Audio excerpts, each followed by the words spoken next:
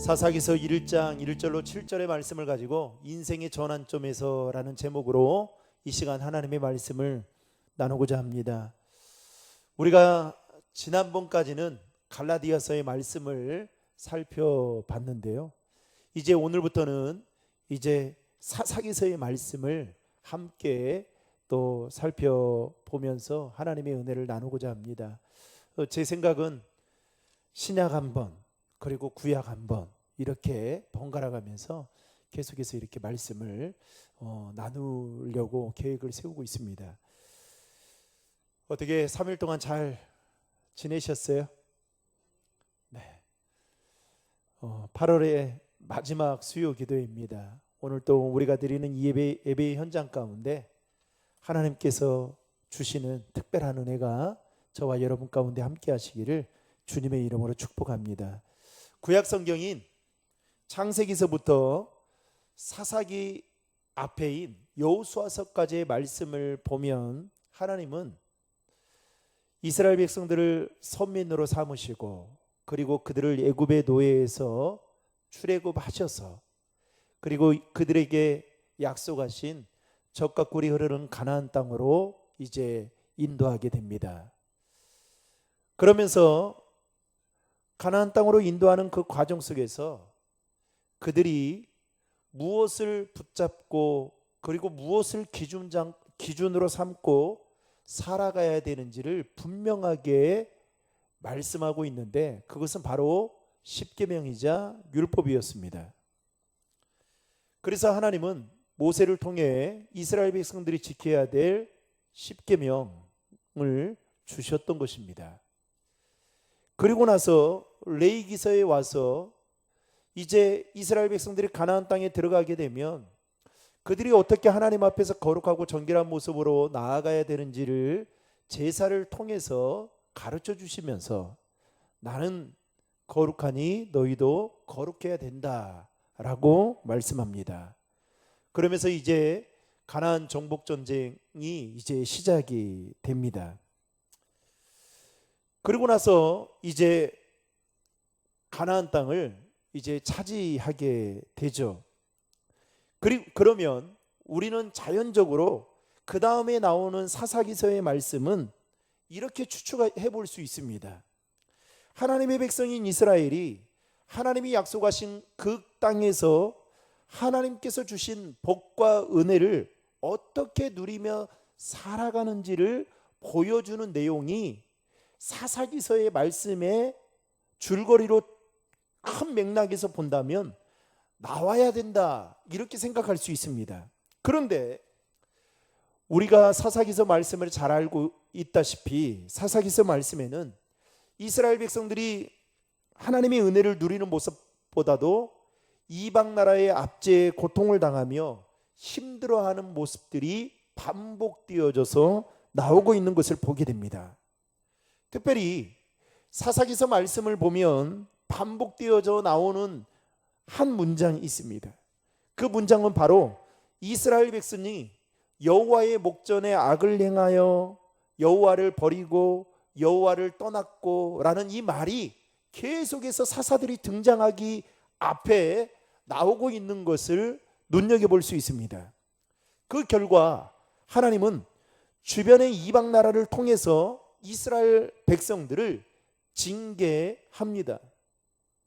그러니까 그 징계를 받으니까 이스라엘 백성들이 다시금 또 하나님 앞에 간구하며 나아가니까 하나님이 또 사사를 통해 그들을 구원해 줍니다. 그런데 놀랍게도 그들은 또다시 다람쥐 쳇바퀴 돌듯이 또 죄를 범하고 또 죄를 통한 징계를 받고, 이것들이 사사기서의 말씀의 패턴이라고 말할 수 있습니다.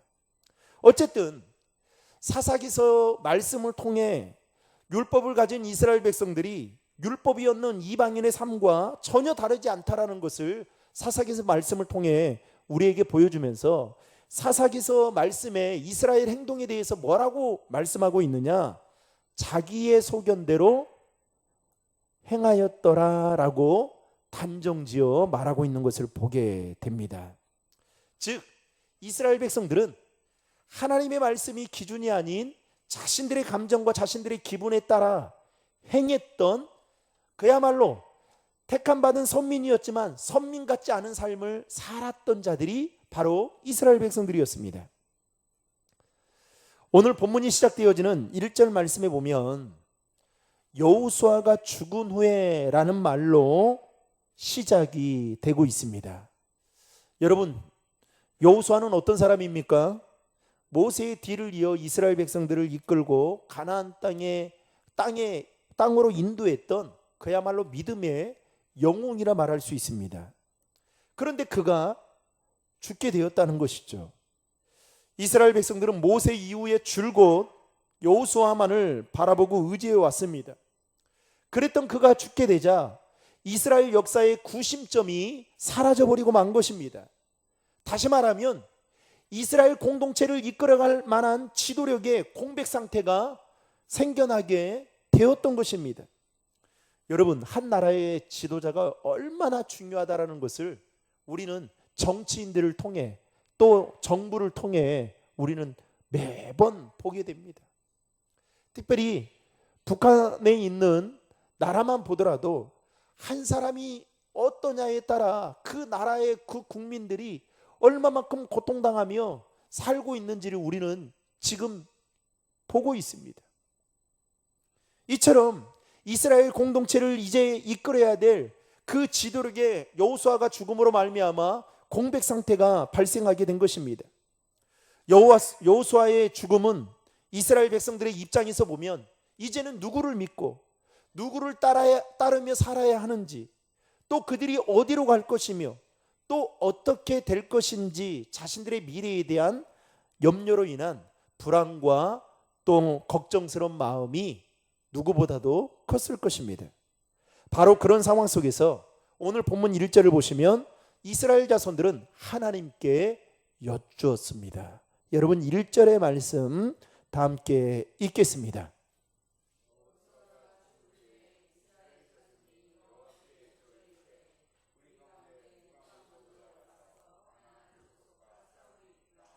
아멘. 이스라엘 백성들이 여호수아가 죽고 난 이후에 이스라엘 백성들이 했던 행동이 무엇입니까? 하나님께 여쭈었습니다.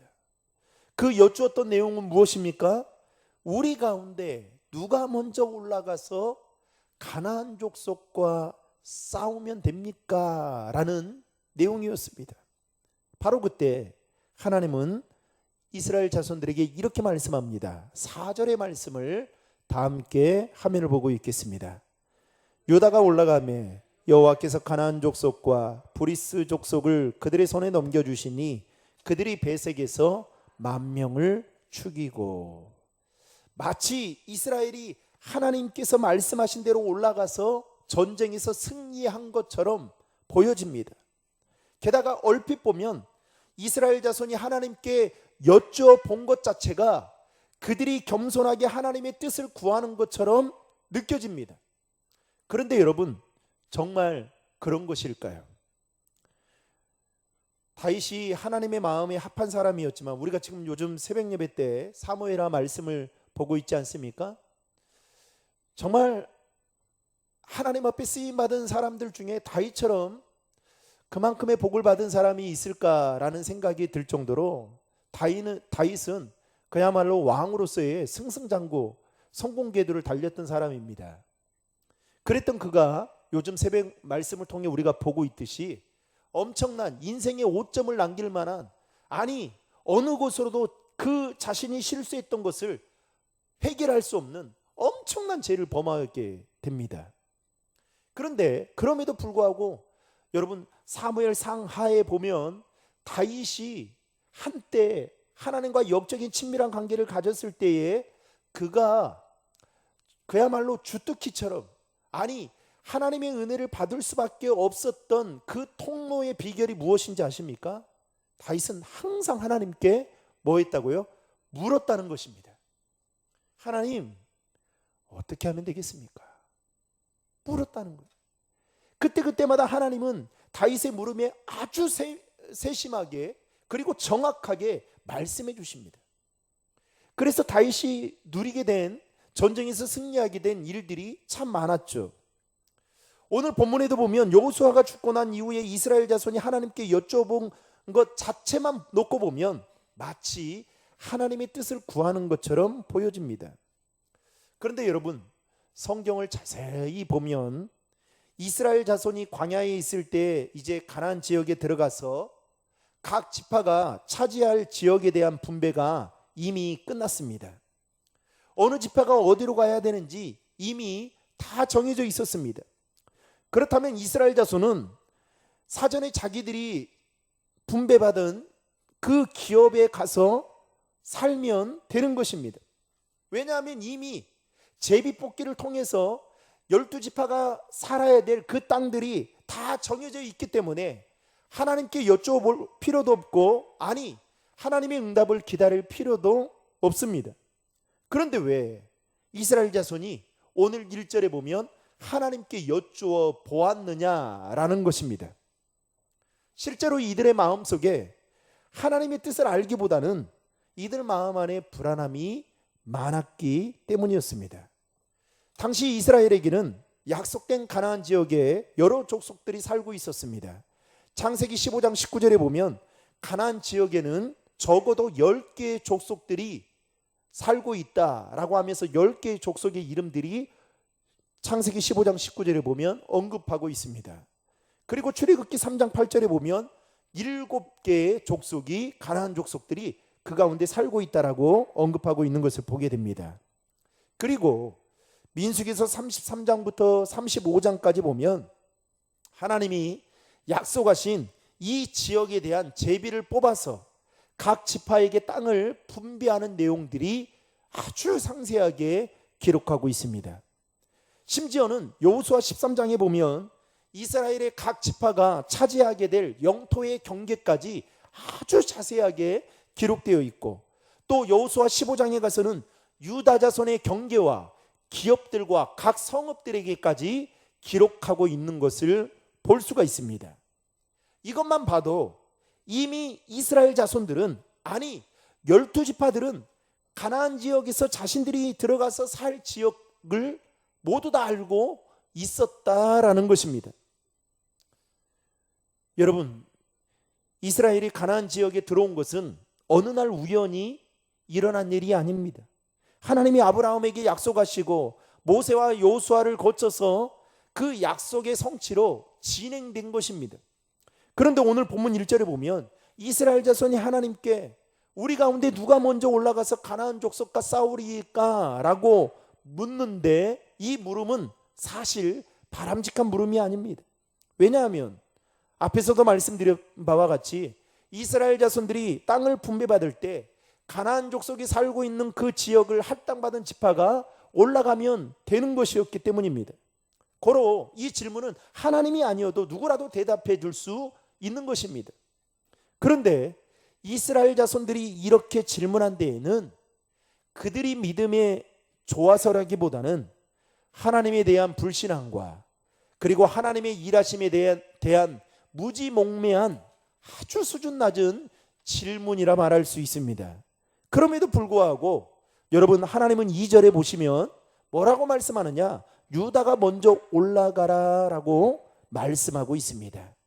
여러분, 이 대답을 이스라엘 자손들이 물었을 때 유다가 이 말을 들었단 말이죠. 그러면 유다 지파, 여기는 유다라고 하면 유다 지파를 이야기하는 겁니다. 그러면 유다 지파라면 여러분 어떤 생각이 들었을까요? 네, 하나님, 제가 먼저 가겠습니다 라며 순순히 올라갔을까요? 절대로 그럴 리 없을 겁니다. 유다 지파만 있었다면 어쩔 수 없는 거죠. 하나님, 어째서 그 많은 지파들 중에 왜 우리 지파가 먼저 올라가야 되는 겁니까? 불만불평하며 또 그 앞장서서 선동을 하는 사람들이 있었을 것입니다. 게다가 가나안 족속과 싸우기 전에 이스라엘 자손들끼리 더 큰 내분이 일어났을지도 모릅니다. 여하튼 이스라엘 자손들 가운데에는 아무리 생각해봐도 이건 아니다. 그래서 다시 한번 물어보자, 제안하자라고 말한 사람들도 있었을 것이고, 또 다른 지파에서는 아니 응답을 받았으면 가야지 왜 가만히 있냐, 왜 딴소리 하냐? 이렇게 볼멘의 소리를 더 높이는 지파들도 있었을 것입니다. 그런데 문제는 유다 지파의 입장도 중요한 거죠. 유다 지파의 입장이라면, 제가 만약에 유다 지파의 대표라고 한다면 순서대로 합시다. 제일 큰 형 루벤부터 올라갑시다. 그리고 저도 올라가겠습니다. 그렇게 하면 어느 정도 명분도 있고 또 어느 정도 타협이 될 것 같지 않겠습니까? 그럼에도 불구하고 하나님은 유다가 올라가야만 했던 그 이유는 가나안 족속이 머무는 그 땅이 유다에게 기업으로 분배받은 땅이었기 때문입니다. 오늘 본문 2절 하반절에도 보면 하나님은 유다에게 뭐라고 말씀하느냐? 내가 이 땅을 그의 손에 넘겨 주었노라 라고 말씀하고 있습니다. 그런데 이 하나님의 말씀을 들은 유다 지파는 전혀 다른 모습을 보여주고 있다라는 겁니다. 여러분 3절의 말씀을 다 함께 화면을 보고 읽겠습니다. 유다가 그의 형제 시므온에게 이르되 내가 제비 뽑아 얻은 땅에 나와 함께 올라가서 가나안 족속과 싸우자. 그리하면 나도 내가 제비 뽑아 얻은 땅에 함께 가리라 하니 이에 시므온이 그와 함께 가니라. 갑자기 하나님이 이스라엘 자손들이 물으니까 하나님이 유다 자손에 올라가라 라고 말을 하니까 그 말을 들은 유다 자손이, 유다 지파가 어떻게 합니까? 느닷없이 시므온에게 가서 나와 함께 같이 올라가자라는 제안을 하게 됩니다. 이 대목에서 적어도 유다가, 저는 믿음이 있더라면 여러분 어떻게 행동해야 했을까요? 하나님, 저희 유다 지파가 올라가려는데 다른 지파 중에 하나와 같이 올라가고 싶습니다. 따라서 누구랑, 어느 지파랑 올라가면 좋겠습니까? 이렇게 물어보는 것도 필요하겠죠. 그런데 유다는 하나님의 말씀과는 전혀 상관없이 그의 형제 시므온에게 함께 가서 함께 올라가자라고, 싸우자라고 제안을 합니다.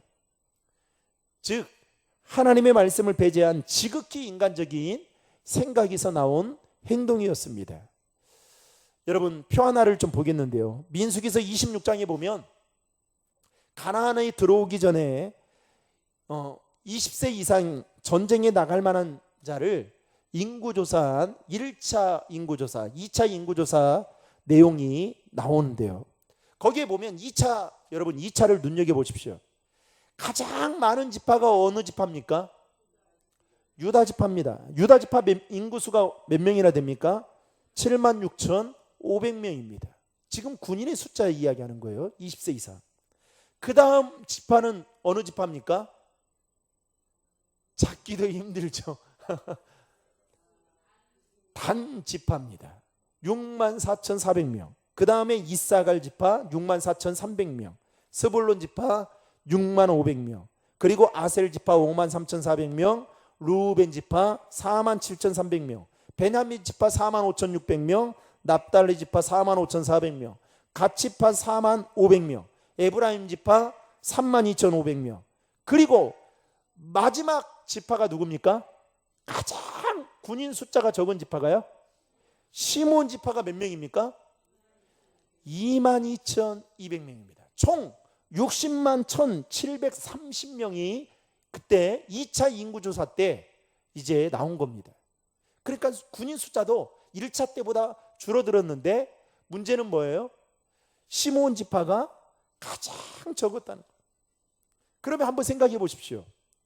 이스라엘 지파 중에서도 군인이 가장 많은 지파가 유다 지파인데 유다 지파도 겁이 나서 시므온 지파와 함께 가기를 원한다고 한다면 여러분 군인 숫자가 가장 적은 이 시므온 지파는 어떻게 할까요?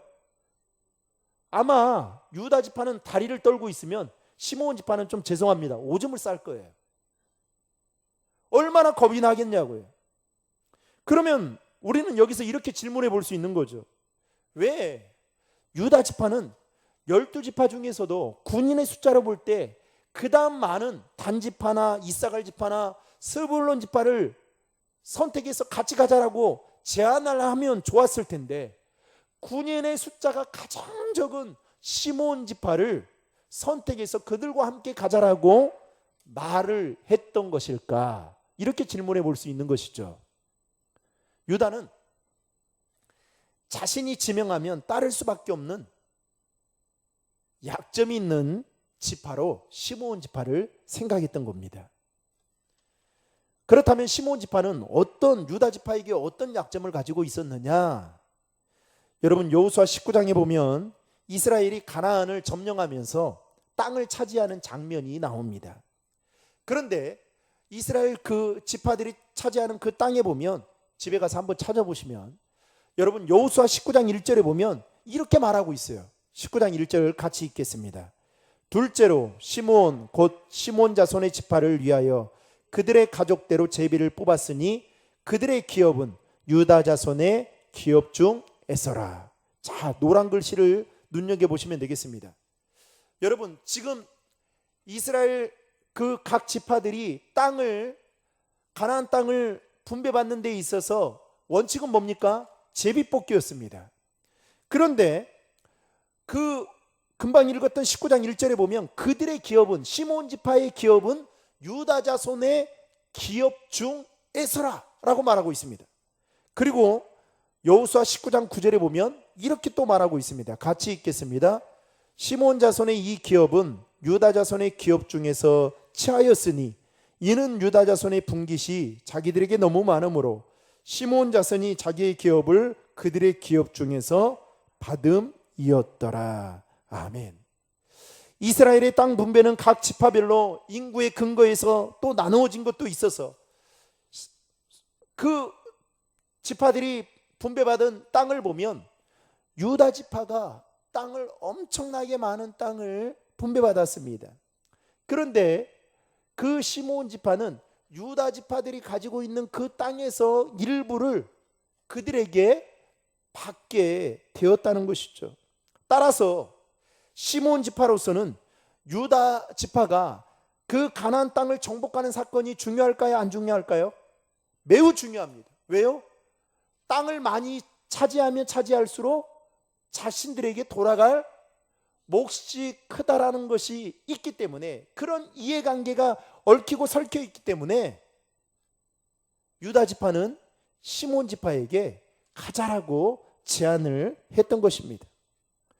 여러분, 만약에 여러분이 유다 지파라면 아무도 전쟁에 함께 가려고 하지 않을 때 여러분 어느 지파에게 부탁하겠습니까? 당연히 시므온 지파에게 부탁하겠죠. 왜냐하면 땅과 관련되어져서 이해관계가 있기 때문입니다. 따라서 시므온 지파는 거부할 수 없었던 것입니다. 어쨌든 오늘 본문에 보면 이 유다 지파의 제안에 시므온 지파도 함께 올라가서 오늘 본문에 보면 가나안 족속과 브리스 족속을 쳐서 베색에서의 10,000명을 죽이고 또 도망하는 아도니 베색을 쫓아가 그를 쳐서 죽였다라는 내용이 오늘 본문의 전체 스토리입니다. 자, 그러면 오늘 말씀을 통해 우리가 주목해 볼 점은 이 유다와 시므온이 전쟁에서 승리했던 것이 군사력을 보강하고 아니면 완벽한 무기를 준비해서 게다가 거기에다가 전략을 잘 세우고 전쟁을 너무나도 잘 치루어서 승리했다라는 말이 오늘 본문에 보면 단 한 곳에도 언급하고 있지 않다라는 겁니다. 특별히 4절 말씀에 보면 4절에 여러분 4절 말씀을 한번 같이 읽겠습니다. 유다가 올라가매 여호와께서 가나안 족속과 브리스 족속을 그들의 손에 넘겨주시니 그들이 베색에서 10,000명을 죽이고, 우리는 대부분 사람들은 어떤 업적과 성과에 관심이 있습니다. 그래서 유다와 시므온 지파가 베색에서 10,000명을 죽였다. 그런데 여러분, 우리가 정말 눈여겨봐야 될 그 문장은 어디입니까? 여호와께서 그들의 손에 뭐 했다고요? 넘겨주시니 라는 말입니다. 여러분, 만약에 이 말씀이 싹 빠져 있다면 어떻게 됐을까요? 전쟁에서 승리하고 돌아온 유다와 시므온 지파를 많은 사람들이 칭찬하고 높이면서 그들의 연합과 용맹성을 높였을 것입니다. 그러면 그들은 칭찬받고 그들은 높아지지만 그들의 삶 속에 누가 보이지 않습니까? 하나님이 보이지 않는 거예요. 그런데 중요한 것은 하나님은 이미 그 땅을, 여러분 2절에 말씀하고 있잖아요. 이미 그 땅을 그의 손에 넘겨주셨다. 아멘. 이미 유다 지파가 그 가나안 전쟁, 그 족속과 전쟁에서 승리할 수 있다라는 것을 하나님은 이미 선언해 주셨습니다. 그리고 그 말씀 그대로 유다와 시므온 지파가 함께 올라가서 싸움을 해서 승리를 하게 되었던 것입니다. 그런데 그 승리는 그들이 잘해서가 아니라 하나님이 승리하도록 인도해 주셨다는 것이죠. 요즘 우리가 새벽에 살펴보는 이 다윗도 마찬가지입니다. 다윗이 전쟁에 나갈 때마다 승승장구할 수 있었던 것은 하나님께서 이기도록 그를 도와주셨기 때문입니다. 다윗이 리더십이 뛰어나고 탁월한 어떤 전략가이고 또 전술가에서가 아니라 하나님이 승리하도록 도와주셨다라는 겁니다. 여러분, 우리 인생을 살아가는 데 있어서 이 사실을, 이 진리를 알고 살아가는 것과 모르고 살아가는 것은 하늘과 땅 차이입니다. 다시 말해서 저와 여러분들의 인생이 여러분 누구의 손에 달려 있을까요? 하나님 손에 달려 있다는 거예요. 그래서 하나님은 뭐라고 말씀합니까? 나는 포도나무에 너희는 가지니 네가 그 안에 거하면 이 사람은 열매를 많이 맺나니. 그 다음에 중요합니다. 너희가 나를 떠나서는 뭐 할 수 없다고요? 아무것도 할 수 없다라는 거예요. 즉 하나님을 떠나게 되면 우리 인생은 실패한 인생으로 전락할 수밖에 없다라는 것을 말해주고 있는 것입니다. 중요한 것은 우리가 하나님과 붙어 있는 거, 우리가 하나님과 연합한 거, 하나님 안에 거하는 거, 그게 승리의 비결이다라는 거예요. 사랑하는 성도 여러분, 왜 말씀을 봅니까? 왜 기도합니까? 우리의 힘으로는 이 세상, 유혹 많은 이 세상에 이겨낼 수 없기 때문에 그렇습니다. 하나님이 도와주셔야 승리할 수 있기 때문에, 그 유혹을 뿌리칠 수 있기 때문에 여러분 말씀 읽고 기도하는 거예요. 그런데 오늘날 많은 그리스도인들이 착각하며 살아갑니다. 내가 계획하는 일들이 잘 되면요, 내 노력으로, 내 수고로 이루어졌다라고 생각합니다. 아니, 여러분 수고를 안 했다는 말이 아닙니다. 수고했어요. 여러분, 오늘 우리가 살고 있는 이 시대는 수고해도 내 수고한 만큼 열매를 못 거두는 시대 아닙니까? 사업하시는 분들 보면 밤잠을 설치잖아요. 늘 얼마나 애쓰고 노력합니까? 쉬지도 못하고. 그런데 여러분, 그렇게 열심히 해도 됩니까? 아니죠. 우리 인생이 하나님의 손바닥 안에 있다는 거예요. 그런데 이것을 우리는 너무나도 잘 알고 있음에도 불구하고 때로는 우리의 삶의 승리자가 되시고 우리의 삶을 선한 길로 인도해 주시는 그 하나님 안에 거하며 살아가지 못한다는 사실입니다. 사랑하는 성도 여러분, 바라기는 저와 여러분의 인생을 살아가는 데 있어서 하나님은 승리하기를 원하십니다. 그런데 그 승리는 나에게 있는 것이 아니라 저와 여러분이 믿고 있는 하나님에게 있다는 사실을 믿으시기를 바랍니다. 그래서 그분 안에 붙어 있어야 되고, 그분과 영적인 교제를 가져야 되고, 그분 앞에 더 여러분 하나님 앞에 잘 보이면 하나님이 여러분 우리 삶을 책임져 주셔요.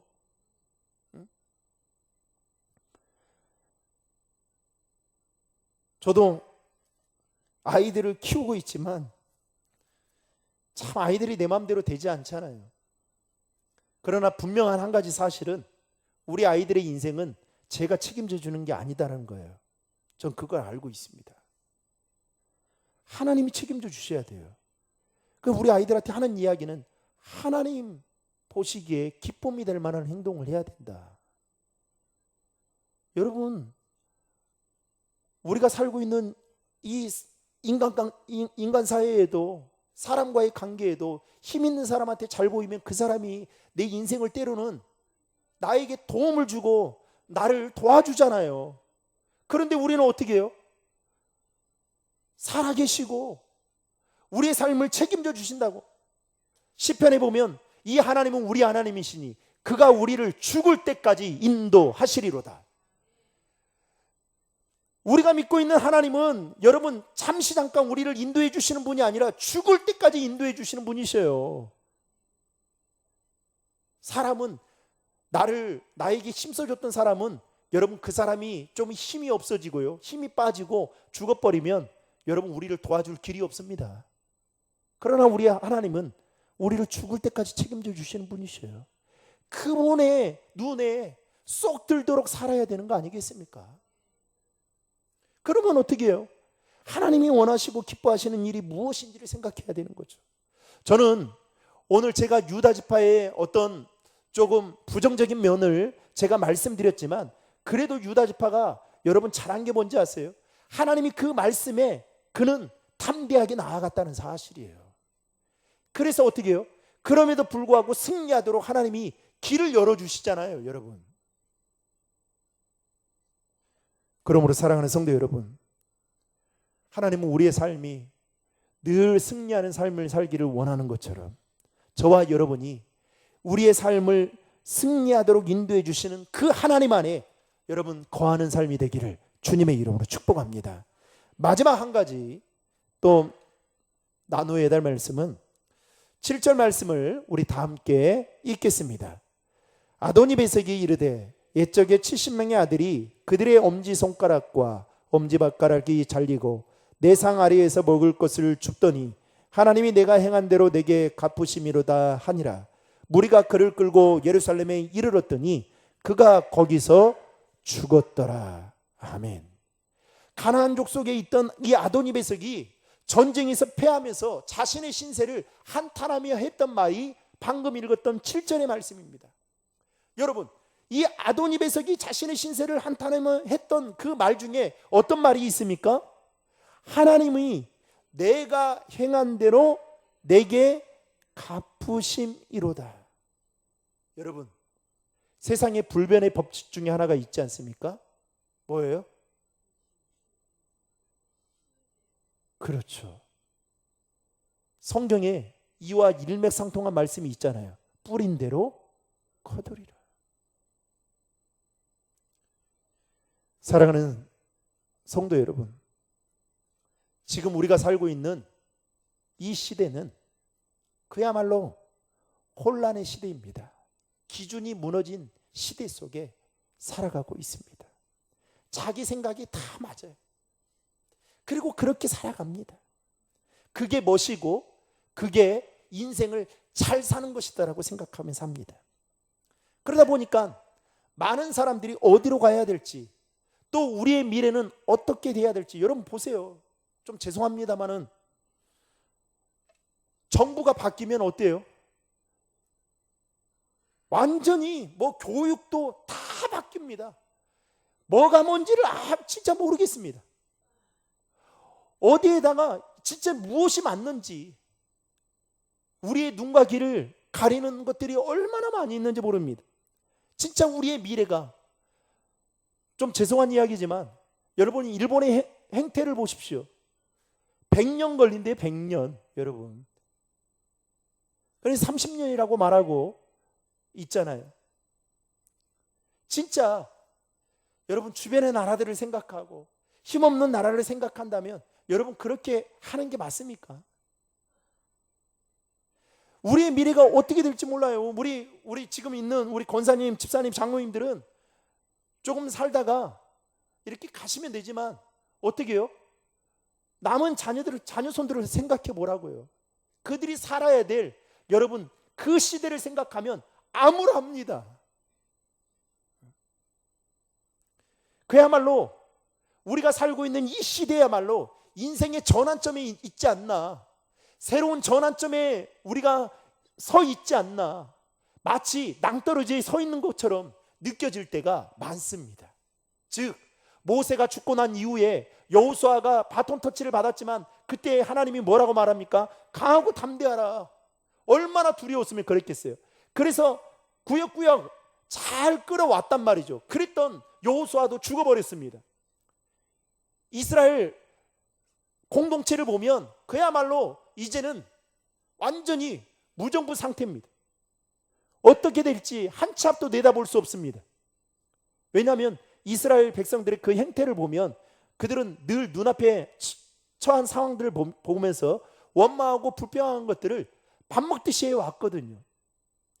여호수아가 죽는다고 그들이 마음을 모아서 하나로 여러분 그랬겠습니까? 아니었을 거단 말이죠. 그래서 여러분 사사기서 보십시오. 영적으로 암흑기 시대라고 말하잖아요. 그러면서 어떻게 해요? 하나님이 사사들을 세워가지고 그 나라를 끌어가는 것을 보십시오. 사랑하는 성도 여러분, 그야말로 우리가 살고 있는 이 시대는 어디로 가야 될지 또 어떻게 우리 인생이 펼쳐질지 모르는 새로운 전환점에 들어서 있습니다. 바로 그때 우리가 해야 될 일은 무엇일까요? 승리의 주관자 되시며 행한 대로 갚아주시는 그 하나님을 바라보며 겸손하게 믿음으로 나아갈 때에 하나님께서 또 다른 사람, 여러분 결국은 사사를 세워가지고 또 이스라엘을 이끌어 가잖아요. 그런 것처럼 그 하나님의 은혜가 우리 가운데 있기를, 그리고 남은 3일 동안도 승리의 주관자 되시며 우리의 삶에 행한 대로 갚아주시는 그 하나님 바라보고 믿음으로 승리할 수 있기를 주님의 이름으로 축원합니다.